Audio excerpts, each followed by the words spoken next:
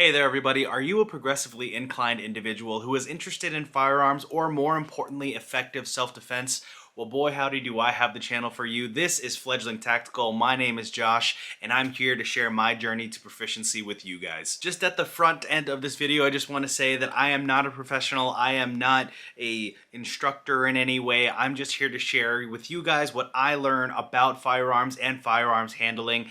And I mean, if you even just look around me, I don't even have a proper setup to record. This is just left over from what I set up for my clothing YouTube channel. But let's get right into the video. First official video, and I think this is probably one of the most important videos that I will ever do. And what I brought out today to help me demonstrate some of these rules and for me to demonstrate handling of a firearm, I have the Glock 17 Gen 5 front slide serrations, Harrington arms compensator, suppressor height sights, Swamp Fox optic, apex trigger, Talon grips, and to show clear, completely empty, no magazine in the firearm whatsoever, and no bullet in the chamber. So if you are new to handling guns or firearms, it is really important to keep 4 cardinal rules into consideration, and this applies for literally any firearm that you could hold, whether it be a rifle, shotgun, pistol, or anything in between.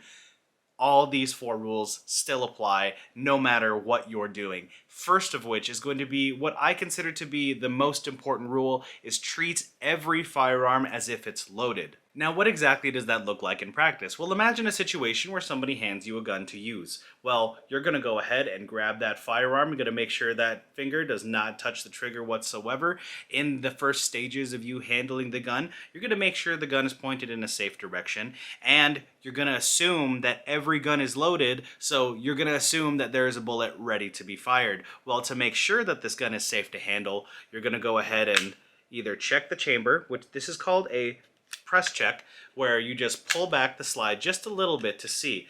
You'll see a bullet inside of here, or if you really want to be safe about it, you pull the slide all the way back and you can see the chamber and the back of the barrel to see if there's any bullets available for you to shoot. I also go ahead and use the magazine release button right over here. Drop the magazine, see if there are bullets loaded in, and see how many bullets, if you can see that. Sometimes you can't.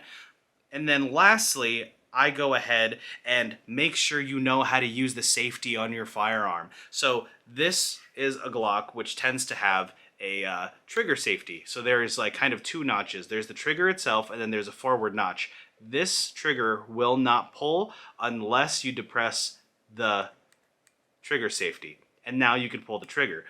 Without that, this gun will not fire. So if I'm just pressing the outer or more inner trigger, this is not going to fire. So yeah, understanding your safety on your gun will make you more prepared to shoot it when you are ready. The second rule is going to be, do not point your gun at anything that you aren't willing to destroy. Super important. This is something that people can kind of mindlessly, accidentally break that rule. When you are handling your firearm, and especially if your firearm is loaded, you don't ever want the end of your muzzle pointing at someone or something that you care about.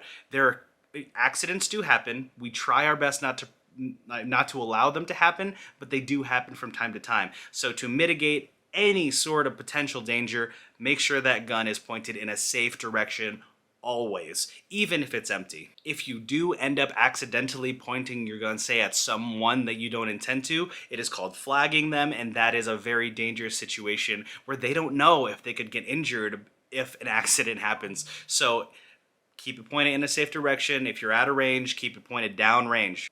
Rule number 3 is going to be, keep your finger off that trigger until you are ready to fire.